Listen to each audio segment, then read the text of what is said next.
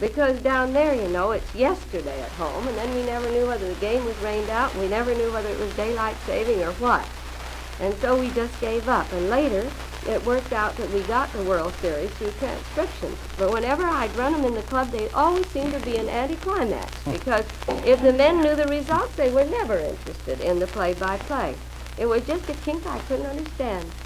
Funny, I think, but I guess it's probably all like the suspense. Gee whiz, Mary Kay, but that's interesting. One more question now before you get away. How about your golf game, Mary Kay? You going to play the tournament this year? I'm afraid not, Tom. Not this year. I hope, of course, to follow the men's open at Canterbury, and I can't help hoping that they suffer as much as I have suffered playing some of those tough holes. Wait a minute now. What are you up to then? Well, Tom, I guess I'm not different than thousands of other men and women who are taking the state of our world pretty seriously. And I've gone to work on a people's peace plan, and I hope to have something to say about it pretty soon. I couldn't have seen all that I saw and not try to do at least what I think I can about it. So I'm devoting my entire time for the next year to this project. So at the present at least my present at least my present at least my present at least my present at least my tennis and golf will be very casual. I simply won't have time to get in practice. And anyway, I know I would get the socks beaten off of me by Clara Duran and Jean Hopkins, who have risen to the top in golf in these years that I've been away. I saw the handwriting of those girls coming up because in the last city championship I played in, before I went overseas. So I wasn't very much surprised to come back and find them entrenched at the top of Cleveland golf. I think there's always a time, and some of the men at least here that have a few gray hairs in their head will realize that there's a time when we have to step aside and let the kids take the limelight. I love sports, and I love tough competition, so I'll probably be watching them. And Canterbury should certainly be a feast for Clevelanders, with the outstanding golfers of the whole country getting back in their peacetime stride of fighting it out for a whole lot less dearly bought victories than we fought for in the last 3 years. And I predict, Tom, that there will be an unprecedented rise in the popularity of sports as a perfect diversion from thinking about war and to promote goodwill. The very fact that the Olympic Games are to be immediately revived in the competition to be held in England in '48, I think is a sign of interest in sports as a help in promoting goodwill in the world. Well, Mary Kay Brown, that's certainly interesting. And I think that all you five gentlemen ought to give Mary Kay a nice big hand. Marion? Thank you only a very mild much. expression. I wish we had everybody in the state of Ohio that knows Mary Kay Brown in the studio. They'd be glad to clap their hands, too, because you did a great job. But Mary Kay, on the funnier side of your sport activity, I understand you're quite a wrestling fan. I'd like to have you meet Ed Strangler Lewis, or have you met before? How do you do, Mary Kay Brown? I just hope I don't get strangled, but I'm going to tell you a funny little teeny incident. The first time I ever saw a wrestling match, it was Strangler Lewis. And he had a hold, and everybody was hollering, break it. He had a hold of somebody's toe, his opponent's toe, I guess. And I covered my ears because I thought they meant to break the toe. What they meant was to break the hold, I was explained later, and I thought I'd hear that crunch. You didn't think it was a hippodrome, then, did you? No, I didn't. Ed Strangler Lewis, what brings you to town, fella? Well, Tom, I'm here for the purpose of officiating tomorrow night in this great match that Jack Anson has at the Armory. It should be a great match between Frank Sexton and whipper Billy Watson. It's a championship match, and should be a lot of action. Ed Lewis, how long has it been since you were last here? Tom, it's been about a year ago. Are you still wrestling? No, I retired about 2 weeks ago. A lot of dough in that wrestling. Are you able to retire? Did you make enough, did you, Ed? Well, I'm eating a little strawberry shortcake about once a week, Tom. Ed, what was the toughest match you ever had? Well, the longest and toughest match in my whole career, you see, I participated in over 6,200 contests in my career, was with Joe Stecker in 1916, where we battled 5 hours and 30 minutes without a fall. Strangler Lewis, what was your largest crowd and what was the gate? Well, the largest gate in the history of wrestling was $106,000 in Chicago in 1934. That ain't pineapples, is it? What do you notice in your wrestling travels these days? Well, of course, I'm very much interested to see that wrestling has taken on a great jump. In other words, it's very popular. Just a few weeks ago, I happened to be in St. Louis. They drew 22,000 people at the arena in St. Louis. Strangler Lewis, what do you weigh now? You're a lot of man. I'm weighing about 270 pounds at the present time. Well, what about this rough stuff tomorrow night? Are you going to keep that under control if you're the official? Well, Tom, I guess I'll be big enough.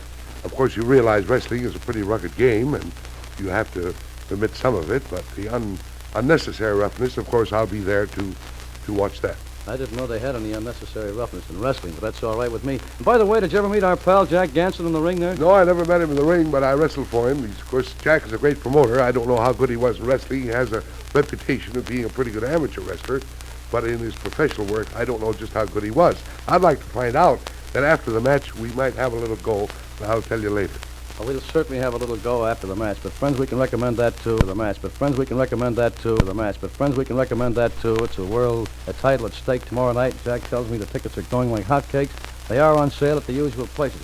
Let's get back to Rod Peckinpah and Earl Mack there. Earl, how's Mr. Mack to me and Dad to you? Oh, Dad's just fine. He's along with us and running the work.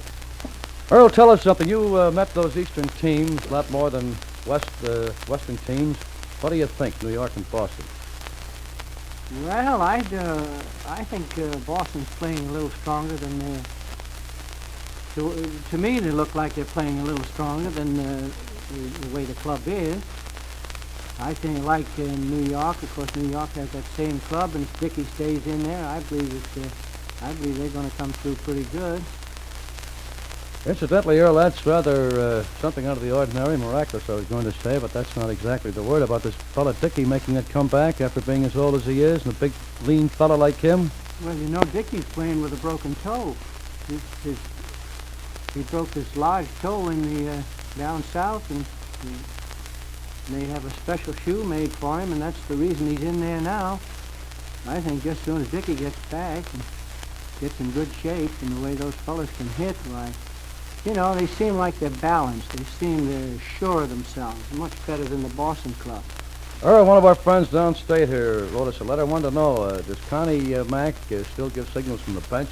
He still gives signals, and we got crossed up today on his... Well, tell us about that. That ought to be fun. Well, we had a chance in that first game. You know, they beat us 3-0, and I think it was around the seventh inning. The first two men got on, and of course we had a pitcher was coming up, and we had a chance to put in a pinch hit, and we did put in a Suter. Of course, Suter's been an experienced player, and anyway, he got instructions from the bench, and of course when he went up there, the instructions went all wrong, and we didn't even score. Raj, how do you compare those two outfields, New York and Boston? Well, of course, I haven't seen the Boston club at all this spring. I didn't see the New York club either. In fact, I haven't seen either one of them, Tom. Brother, you're going to see them in a couple of days. Well, that's right, but our pitching with this warm weather, I think today was the first halfway decent day we've had. And the way our pitchers work today, maybe we'll give them a little trouble. I'm hoping that we will. Raj, what about that 3-1 pitch? We had a little stove league the other night. We were talking about that. The boys seem to think that Cleveland very frequently hits that 3-1 pitch. If you don't like to answer that one, we let Earl Mack do it. But how do you feel about it personally, Raj? Well, there's a lot of angles to that, Tom. A lot depends on the situation, whether there's runners on the bases. And a lot of times when a boy is struggling to get started in hitting, you allow him to hit that 3-1 pitch in order to give him a cripple to hit at, maybe get him started hitting. There's a lot of angles to the thing. Earl, how do you feel about that 3-1 pitch? You like to hit it? I agree with Roger the same way. Of course, they sometimes, just I say, the 3-1, we like to let a fellow hit sometimes to get him started hitting. Raj, what about our farm system? Where are we going to get a hitter eventually? Well, Tom, I'm almost convinced that in order to get a top club in this league, it's up to you to bring those boys up, and through a farm system is the only way. And I think Mr. Yorkie tried to buy himself into a pennant a few years ago, and it's a pretty hard thing to do. It seems to me that you have to bring forward your own ball players, and for that reason, we've expanded a little this year. We've gone out. We now have 9 farm clubs. We have Baltimore in AAA, and we have Oklahoma City in AA, and Wilkes-Barre in A, and Harrisburg in B, And 2 C clubs are Pittsfield and Bakersfield, one in Pennsylvania and the other in California. And 3 D clubs, Appleton, Dayton, and Batavia. And I believe that that is the only way that you're going to get players coming up that are going to put you up on top and keep you up on top. Earl Mack, I suppose you've noticed in the papers, the New York Yankees have drawn over 580,000 with less than a quarter of the season over. How do you fellows expect to compete with them, such teams as Pittsburgh, Cincinnati, Detroit, St. Louis, and even Philadelphia? How do you expect to compete with them? Well, New York has a lot of experience. You know, this McPhail's a pretty smart fella, and he realizes that he took on something. He realizes it costs you a lot of money in New York City. Costs you a lot of money to keep that stadium going. Yeah, but do you think that you fellas can ever compete with New York with that kind of a draw? There's 7.5 million people there. There's a little over 1 million here in Cleveland. So they outdraw you about, well, now they're outdrawing you pretty near 50 to 1, but under ordinary population figures, they outdraw you right in your own town 7.5 to 1. So that means that they get 7.5 paid admission. Now, how can you combat that? Have you got any ideas? Well, we've battled them twice. We had a championship ball club in 29, 30, and 31. We could have held that club together for the fans that have kept coming out. With our fans in Philadelphia, they seemed to be satisfied that for us to win 3 pennants. Then they started coming out. And in fact, they forgot to come out in 1932. Well, that'd be, you'd have to be a genius, I guess, to try to solve that one, Earl. I just hit you with it quick to see what your reaction of it might be. Now, how's our old pal Bobo Newsom behaving? Well, Bobo's been winning all our games for us. Bobo looks great. Of course, today he had that bad inning there, but... Well, he always has a tough time against Cleveland. Anyway, he always did have. Old Bobo has a tough time against the Indians. Raj, do you have any other word that you'd like to answer any of the comment that you've seen in print or over the air or anything? Would you like to make any final comment on anything? I don't know of anything else, Tom, no. You're still the general manager of the ball club after what we've been reading the last couple of days, I presume? Well, yes, I think maybe that what we've been reading might have been a dream. I don't know. Just what I read in the paper, that's all I know about that. Well, how do you stand with Sutton?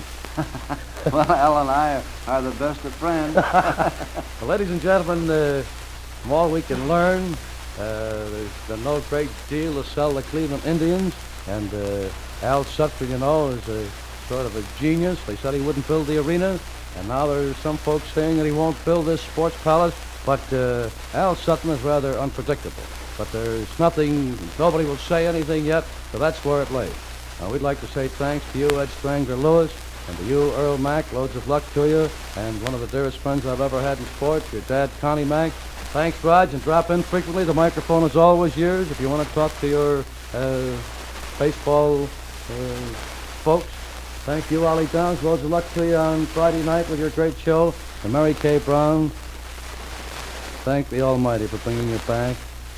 We've always admired you. Do drop in real often. And so, ladies and gentlemen, this is Tom Manning speaking. You've heard Sports on Parade.